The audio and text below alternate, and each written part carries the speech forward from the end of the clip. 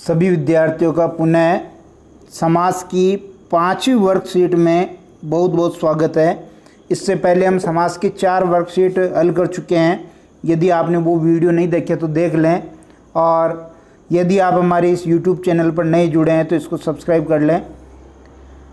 पहला उदाहरण देखेंगे जिसमें कुछ उदाहरण है, उनका समास विग्रह और समास का नाम अपने को लिखना है।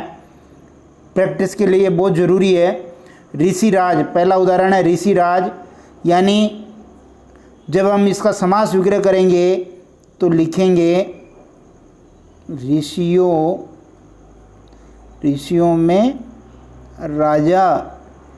ऋषियों में राजा, राजा का मतलब क्या? श्रेष्ठ। जो ऋषियों में श्रेष्ठ है उसे हम ऋषिराज कहते हैं।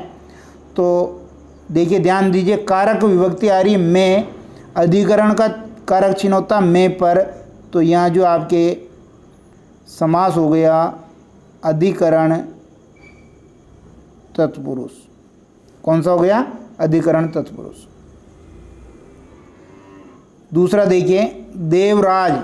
देवराज जैसे ही आप लेंगे तो ये इंद्र का पर्यायवाची है। जैसे ही कोई पर्यायवाची शब्द आएगा आपको उसको बहुव्रीहि समास में कर देना है। देवराज यानी देवताओं का राजा है जो वह, कौन? इंद्र। देवराज इंद्र कहते हैं ना, तो ये हो गया आपके बहुव्रीहि समास। कौन सा हो गया? बहुव्रीहि समास। तीसरा देखिए,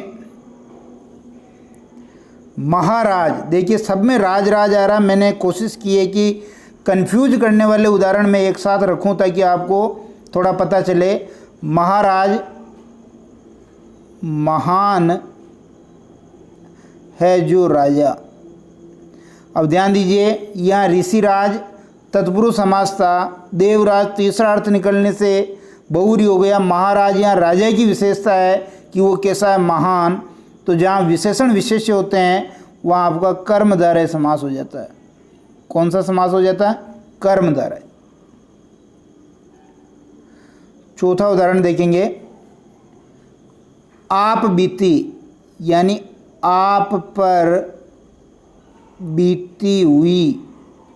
आप पर बीती हुई, खुद पर बीतती, उसको कहते हैं हम आप बीती। अधिकरण में पर, अधिकरण का कारक चिन्ह क्या? में पर। तो यहाँ जो समास होगा आपके अधिकरण तत्पुरुष। कौन सा समास हो जाएगा? अधिकरण तत्पुरुष।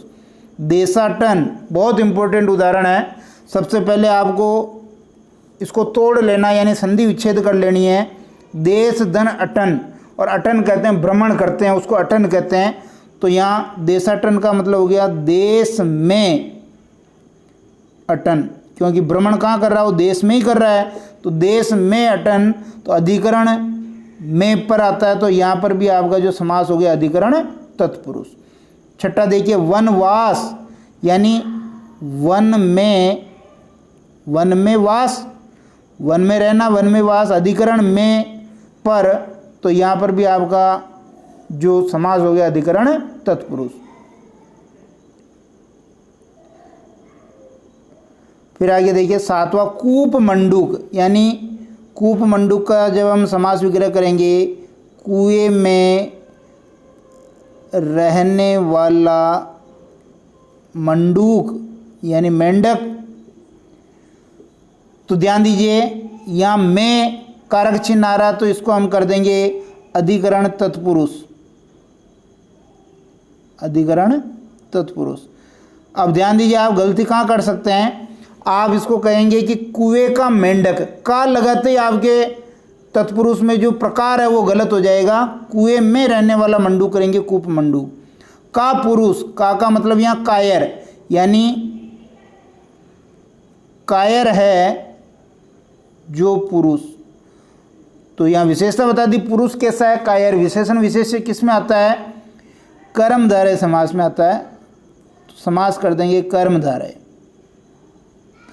चौराहा, इससे पहले नवा देखेंगे शीतोष्ण, यहाँ देने दोनों ही विशेषण है, शीत भी विशेषण है और उष्ण भी विशेषण है।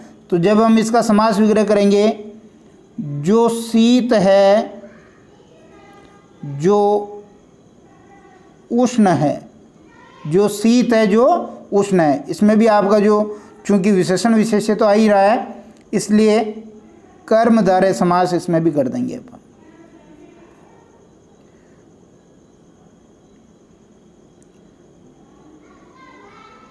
दसवां देखेंगे, चौराहा। चौराहा हो गया चार राहों का संगम। चार राहों का संगम, ये पहला पद देखिए संख्यावाची आ रहा है और इसका कोई भी अन्य अर्थ नहीं निकल रहा, तीसरा अर्थ नहीं निकल रहा है, तो हम चार राहों का संगम चौराहा कर देंगे। पहला पद संख्यावाची कौन से समास में होता है? द्विगु समास में। किस में होता है? द्विगु समास में। नौ लखा, 11वां देखिए, नौ लखा यानी पहला पद संख्यावाची है, 9 लाख रुपए मूल्य का, 9 लाख रुपए के मूल्य का या 9 लाख रुपए मूल्य का। तो यहाँ पर भी आपका द्विगु समास हो जाएगा क्योंकि पहला पद संख्यावाची है। अन्न जल, तो अन्न और जल, अन्न और जल, इसको कर देंगे अपन और शब्द आ रहा ना, और शब्द आ रहा तो द्वंद्व समास कर देंगे। कौन सा समास कर देंगे? द्वंद्व समास, जिसमें और या अथवा इस तरह के आते हैं। हरि हर, हरि कहते हैं विष्णु को, हर हर महादेव, हर कहते हैं महादेव को, यानी समास विग्रह करेंगे हरि और हर, इसमें भी आपके कौन सा समास हो जाएगा? द्वंद्व समास हो जाएगा। 14वां उदाहरण देखिए, देवासुर। सबसे पहले संधि करेंगे, देव धन असुर। अब समास विग्रह करेंगे देव और असुर, देवता और राक्षस। ये भी आपके हो गया द्वंद्व समास। कौन सा हो गया? द्वंद्व समास। फिर देखिए 15वां, हानि लाभ, दो अपोजिट हैं और जब अपोजिट आ जाए तो अपन या अथवा लगाएंगे समास विग्रह में, तो लिखेंगे हानि या लाभ। अरे भाई जब हानि होगी तो लाभ नहीं होगा, लाभ होगा तो हानि नहीं होगी, इसलिए लिखेंगे हानि या लाभ। समास होगा वही द्वंद्व। राग द्वेष, राग है तो द्वेष नहीं होगा, द्वेष है तो राग नहीं होगा, दोनों एक जगह तो होंगे नहीं, इसलिए हम इसका समास विग्रह करेंगे राग या द्वेष, राग या द्वेष, द्वंद्व समास। 17वां देखिए, सचिपति। सचिपति किसका पर्यायवाची है? ये इंद्र का पर्यायवाची है। तो जब हम इसका समास विग्रह करेंगे, सची का पति है जो वह, कौन? इंद्र। तो बहुरी आ गया, तीसरा अर्थ निकलते ही आपका जो समास हो जाएगा वो हो जाएगा बहुरी। इसी तरह देखिए 18वां, मकर ध्वज। मकर का ध्वज है जिसके वह, यानी वह जिसके मकर का ध्वज है या मकर का ध्वज है जिसके वह, कौन? कौन? मकर ध्वज जो है आपके, ये पर्यायवाची आपको ध्यान होना चाहिए, ये मकर ध्वज, अनंग, ये सब कामदेव के पर्यायवाची हैं, बहुरी समास हो जाएगा। ठीक है ना, ये मकर ध्वज का किया था हमने। 19वां देखिए, हिमतनया। हिम यानी हिमालय, हिम की तनया है जो वह, कौन? पार्वती। पार्वती को हिमालय की पुत्री कहते हैं। यहाँ हिम का मतलब हिमालय, तो तीसरा अर्थ निकलते ही आपके समास हो गया बहुव्री। फिर देखिए चौकन्ना, 20वां जो देखेंगे, चौकन्ना यानी 4 कान है जिसके। अब ध्यान दीजिए, कान तो 2 ही होते हैं, तो 4 कान है, इसका मतलब वो बता रहा है, इसका तीसरा अर्थ निकल गया सजग, जागरूक, तो समास हो गया आपके बहुव्री।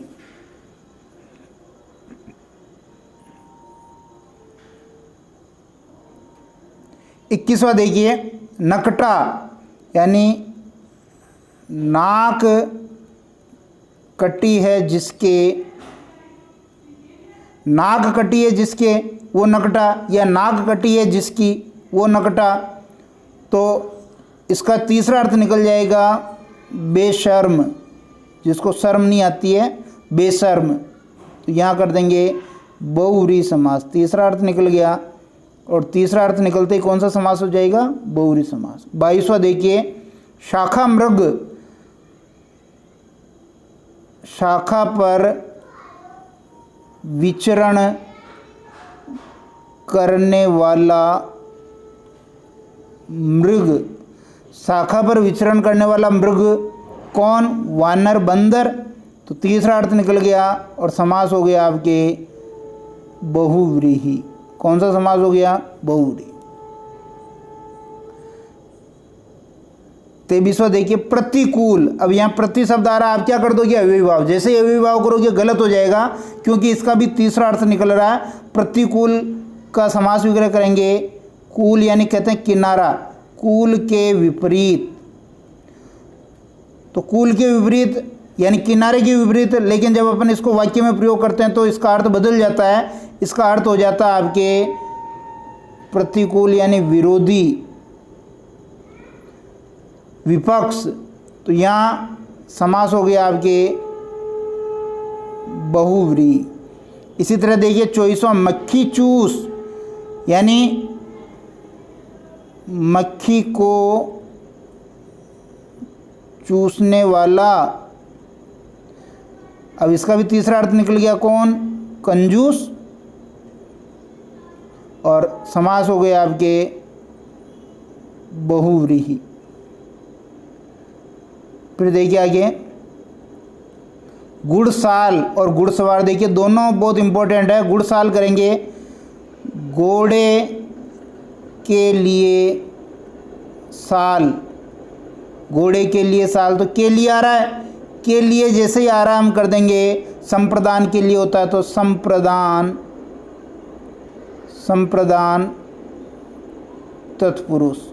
इसी प्रकार देखिए घुड़सवार यानी घोड़े पर सवार। तो ये अधिकरण में पर, तो यहाँ समास तो तत्पुरुष ही होगा, लेकिन उसका भेद चेंज हो जाएगा, अधिकरण तत्पुरुष। तो ध्यान दीजिए, ये कुछ हमने 26 उदाहरण इस वर्कशीट में देखे हैं। आप सभी वर्कशीटें देखिए, आपकी तैयारी अच्छी हो जाएगी। वीडियो पसंद आता तो लाइक करें, शेयर करें, अपने दोस्तों तक वीडियो को पहुंचाएं। शीघ्र ही हम अगली वर्कशीट के साथ मिलेंगे। तब तक के लिए बहुत बहुत धन्यवाद।